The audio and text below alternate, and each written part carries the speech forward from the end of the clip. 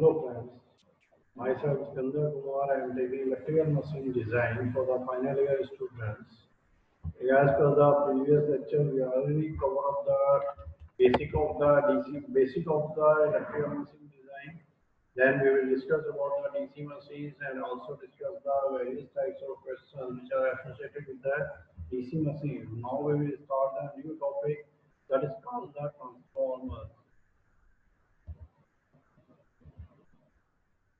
Normally, whenever we are saying that there are different types of transformers are there, now we will discuss about the types of transformers and what are their advantages for the entire system. Now, first one we will discuss about the power transformer. The load on the transformer will be at or near the full load throughout the period of the operation. When the load is less, the transformer which is in parallel with other transformers may be put out of service, generally designed to achieve maximum efficiency at or near the full load. Therefore, iron loss is made equal to full load copper loss by using a higher value of the fluorescence. In other words, power transformers are generally designed for a higher value of fluorescence. Necessity of voltage regulation does not arise over there. The voltage regulation is obtained by the help of tap changers provided generally on the high voltage side. Generally, power transformers are deliberately designed for a higher value of leakage reactance so that the short circuit current, effect of mechanical force, and hence the damage is less. Next will be the distribution transformer. The load on the transformer does not remain constant but varies instant to instant over a 24 hours a day. Generally designed for maximum efficiency at about half full load. In order that the all-day efficiency is high, iron loss is made less by collecting a lesser value of fluorescency. In other words, distribution transformers are generally designed for a lesser value of fluorescency since the distributed transformers are located in the vicinity of the load. Voltage regulation is an important factor for this. Generally, the distribution transformers are not equipped with tap changers to maintain a constant voltage as it frequently increases the cost, maintenance charges, etc. Thus, the distribution transformers are designed to have a low value of inherent regulation by keeping down the value of leakage reactance. This will be the different structures of the transformers over here. First one will be the single core type transformer. This will be the single cell type transformer where in between of this one there is a central lag. So other structure will be the same but the central lag are there in case of the cell type transformers. Similarly, there is a three-phase, three-lag or three-link core type transformer. This is the upgradation of the single-phase core type transformer into a three-phase, three-lag core type transformers. And this the upgradation of the cell type transformer. It will be the this one. So this will be the five-link three-phase core type transformer. As the size of the transformer increases, transportation difficulties arises because of very low road voltages. To reduce the height of the transformer, generally we are prefer to use the five-link core type transformer in place of using the traditional three-limb type transformer. This will be the cell type transformers where you are finding that there is six windows are there. So individual phases will be concerned over this side. And this will be the connection, direct connection, how to make the connection for a single phase transformer. There will be the LV or HV or primary winding. This side there will be the HV, LV or secondary winding. So if there is a initially there is a LV and secondary there is a HV, then it will call the step-up transformer. If at the left hand side there is a HV winding and the right hand side there is a LV winding, then it will be called the step-down transformer.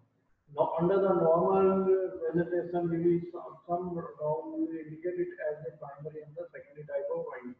But in the sandwich type, this will be the arrangement that there is a LV winding over this side and the HV winding over the right side. So the four windings will be placed like this. But in case of the cell type, this will be the arrangement that the LV winding will be overlapped by the HV winding. So that will be the arrangement and the full. So in between of that way, the insulation will be provided that will protect the connection, direct connection between the LV winding and the HV winding. Unless otherwise specified, LV winding is always placed next to the core and HV winding over the LV winding in order to reduce the quantity of insulation used. To avoid the possibility of breakdown of the space between the core and HV coil, in case HV coil is provided next to the core and to control the leakage reactor. However, in case of transformers where the voltage rating is less, LV and HV windings can be arranged in any manner.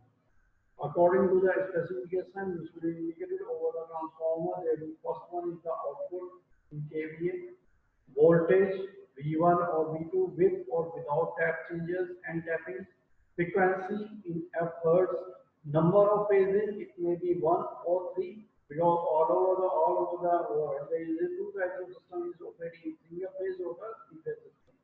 Rating, continuous type or short time type, which type of cooling we will be providing, natural cooling or the forced cooling.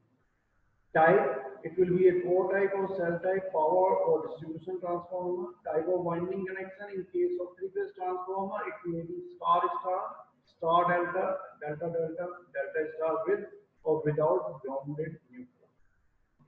Next parameter is the efficiency per unit impedance, location, indoor type, pole type, platform mounting type, etc. And the temperature rise and etc. parameters will be defined as per the manufacturers or the demand by the purchaser will be defined. Size of the transformer as the iron area of the leg AI and the window area AW, height of the window H equal to HW in the width of the window WW. So this will be indicated on the width of the transformer, that what will be the width, internal width of the transformer and internal height of the transformer. So that will be defined. So the area of the window, it will be AW, and the area of the iron it will be indicated by the AI.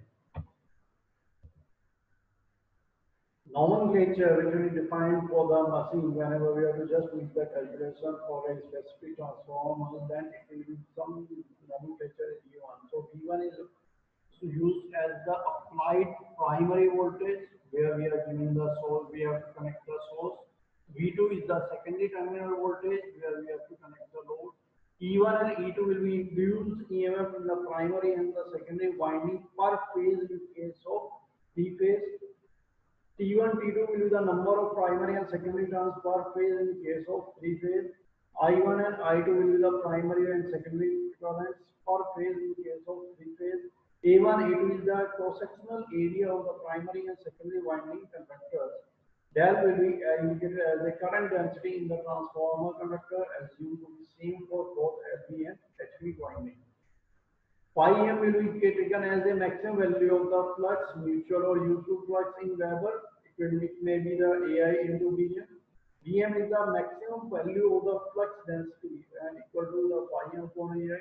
AI is the net iron area of the core or lag or length equal to Ki times Ag. Ki is the iron or stacking factor, which will approximately equal to 0.9. Ag is the gross area of the core. It is clear that a V1 I1 equal to V2 I2 or V volt ampere input is equal to the volt ampere output of kVA rating of both, so that we can see that the power input and the power output of the transformer it will be the same. Primary and secondary winding is the same. It is clear that I1 T1 or I2 T2 are equal, or primary MMF is equal to the secondary MMF. It is clear that the E1 upon T1 equal to E2 upon T2 or volt per turn of both primary and secondary must be same. And these are the parameters which we are discussing over the transformers which will be related over here. In practicals, whenever we are seeing that the power transformer is most widely used for the transmission purposes, and distribution transformer we are used for the distribution purposes for the locality. So the power transformer having a higher rating as compared to the distribution transformer. So this is the end of the initial lecture, so the introductory